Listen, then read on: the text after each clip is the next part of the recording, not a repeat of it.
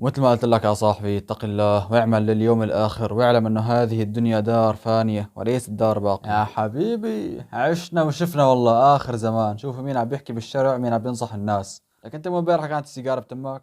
ليش ألم تسمع بقول الإمام القرطبي رحمه الله: وليس من شروط النهي أن يكون سليما من المعصية، بل ينهى العصاة بعضهم بعضا. ألم تسمع بهذا القول؟ وقد قال ابن عطي أن الإجماع منعقد على أن النهي عن المنكر فرض لمن أطاقه وأمن الضرر على نفسه وعلى المسلمين. ما قال فرض على الشيوخ والعلماء، قال فرض على من أطاقه، أي على جميع المسلمين. وقد قال سعيد بن جبير: لو أن المرء لا يأمر بالمعروف ولا ينهى عن المنكر حتى لا يكون فيه شيء، أي حتى لا يكون فيه معصية ولا ذنب، لما أمر أحد بالمعروف ولا نهى عن المنكر أحد. قال مالك: ومن هذا الذي ليس فيه شيء؟ لئن لم يعظ في الناس من هو مذنب، فمن يعظ العاصين بعد محمد صلى الله عليه وسلم. ثم تأمل في قول الله تعالى: كنتم خير أمة أخرجت للناس تأمرون بالمعروف وتنهون عن المنكر وتؤمنون بالله. فلاحظ